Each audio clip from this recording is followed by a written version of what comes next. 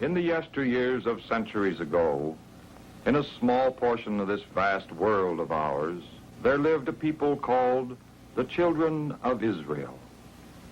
From them came certain men and women through whom God revealed himself to all mankind. One of these was Jacob, bearer of the promise.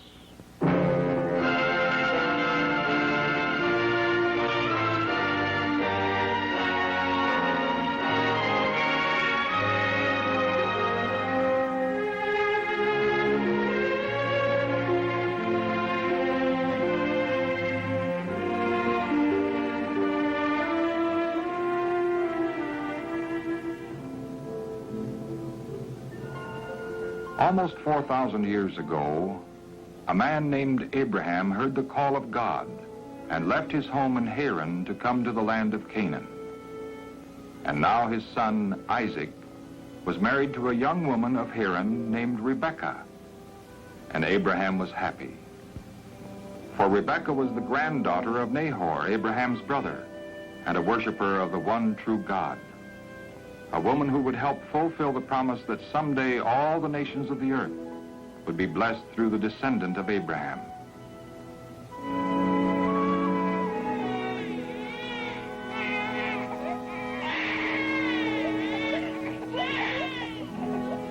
The years passed, and God blessed Isaac and Rebekah with twin boys. The firstborn was named Esau because his skin was hairy. The second was called Jacob. And Rebekah often thought of something God had said to her before their birth. The older one will serve the younger. Although the boys were twins, they grew up very different in character. Esau became an expert hunter, a man who roamed the hills and forests, while Jacob was a thoughtful and hard-working man who took care of his father's herds and flocks and loved the quiet of his tent. One day Esau came home tired and hungry and smelled the food Jacob was preparing for himself.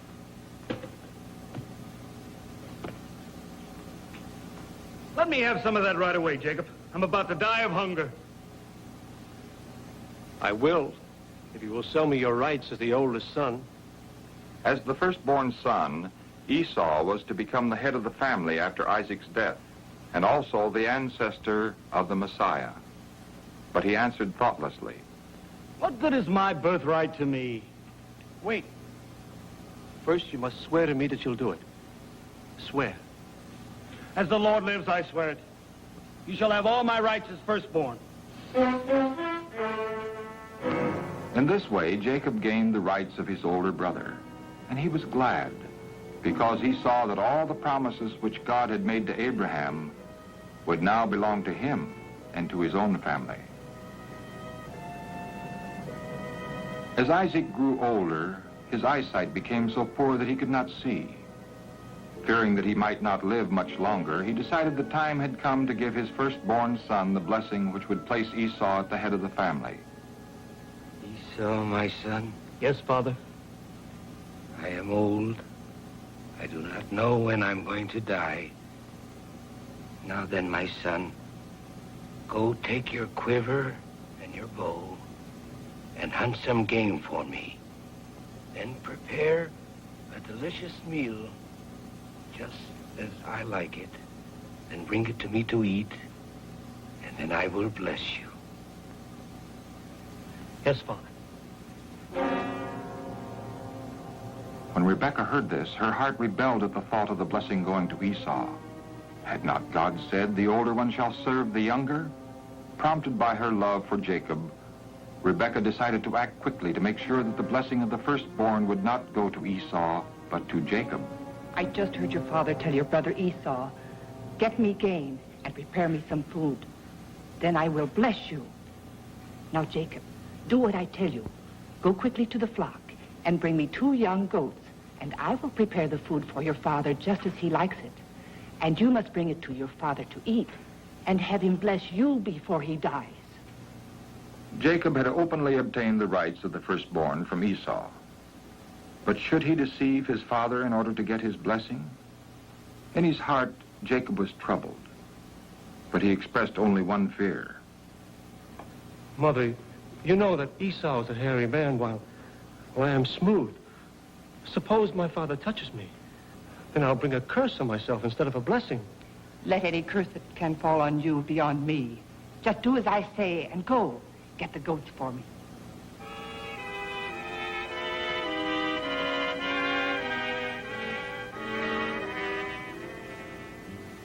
Rebekah had planned well.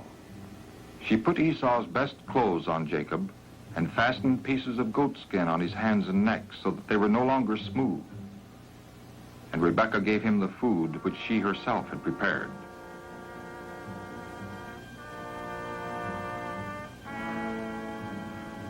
At first, Isaac had some doubts as to who was in the room. The voice was like Jacob's, but when Isaac felt the hairy hands and noticed the smell of the fields on his garments, then he believed that this was really Esau, his oldest son, and he gave Jacob his blessing. May God give you the dew of heaven and the fertile places of the earth, with plenty of grain and wine. Let people serve you, and nations bow down before you. Be the rule over your brothers, and may your mother's sons bow down before you.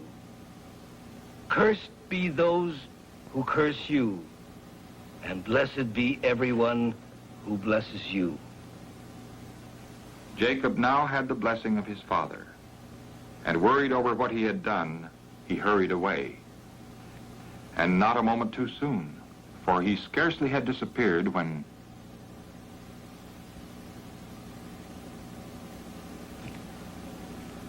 My father, here is the game I prepared for you, that you may bless me. Who are you? I'm your firstborn son, Esau. Who was it then that hunted game and brought it to me? And I have blessed him. Yes, and he shall stay blessed. Bless me too, oh my father.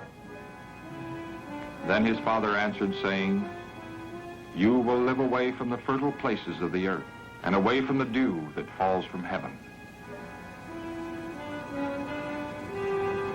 And full of hate for his brother, Esau said to himself, My father will die soon, and then I'll kill Jacob.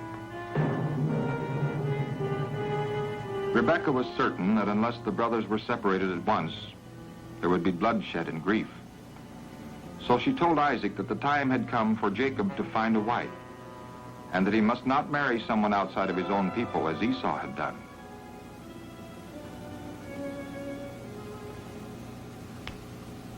Do not marry any of the women of Canaan, but go to the plain of Syria and marry a daughter of Laban, your mother's brother. Yes, Father. Then Isaac blessed Jacob and sent him on his journey. Now Jacob would be safe from Esau's anger, but his leaving meant that Rebekah might never see her beloved son again.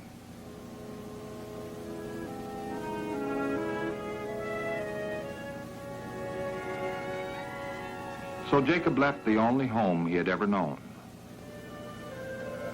That night as he slept, Jacob had a strange and wonderful dream.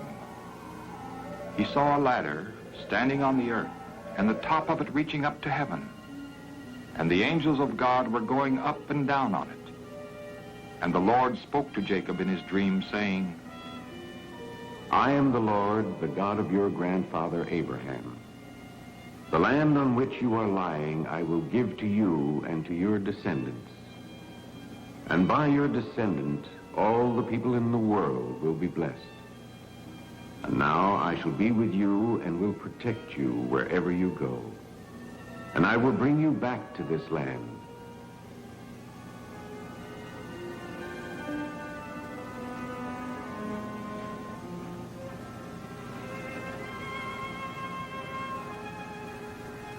Surely the Lord is in this place, and I didn't know it.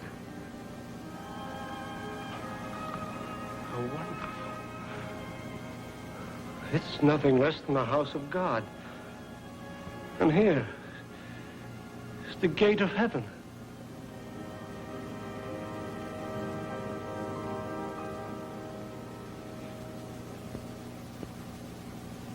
In the morning, Jacob rose early and took the stone on which he had rested his head and set it up as a pillar and poured oil on it. And Jacob made a solemn vow to the Lord.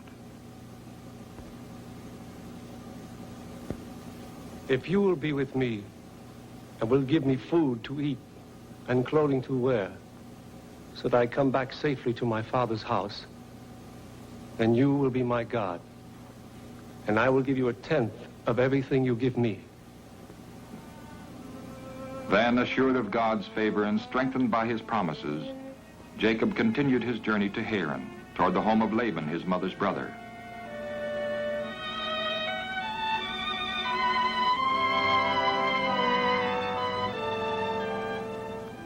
And when Jacob at last arrived in Haran, he saw some shepherds resting by a well, and he asked them about his uncle. Laban, the grandson of Nahor? Yes, we know him. Is he well? Yes, he's well. See, here comes his daughter Rachel now to water his sheep.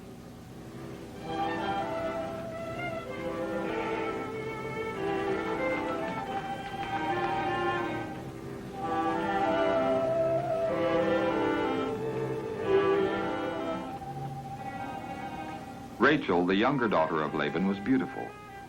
And when Jacob saw her, he rolled the stone from the opening of the well and helped water the flock.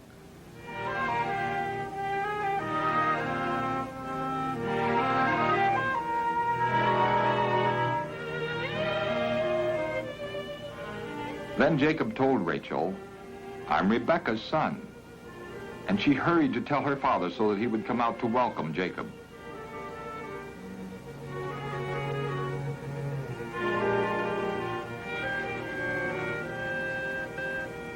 Jacob stayed at his uncle's place, and although Laban had an older daughter, Leah, Jacob fell in love with Rachel, and he agreed to serve his uncle 7 years if he could marry Rachel.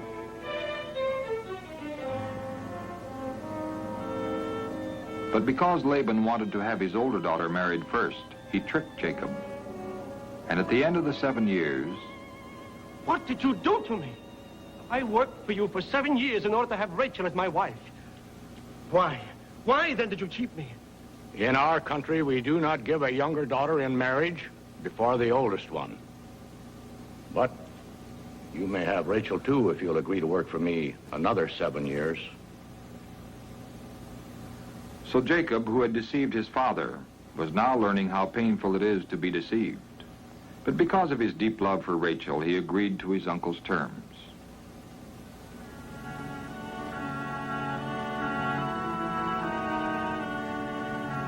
As the years passed, Jacob prospered greatly. The Lord gave him a large family and many flocks and herds. But still his heart was not at rest. He longed to see his homeland again, to make peace with his brother Esau. So, with his family and his servants and all his flocks, Jacob journeyed from Haran and crossed the Jabbok River, where they camped for the night. 20 years had passed since Esau had threatened to kill Jacob. What if Esau had not forgiven him for taking his blessing? The night before he met his brother, Jacob turned to the Lord in prayer and wrestled with him until daybreak. Because Jacob firmly clung to God in faith, God told him, "Your name will be Israel, for you have fought with God and have won." But in the struggle, Jacob's hip was injured, and from that time on, he walked with a limp. In the morning, Jacob hurried ahead to meet his brother, to whom he had already sent gifts with which to win his favor. And when Jacob saw Esau approaching, he bowed low 7 times to show his desire for his brother's love and friendship.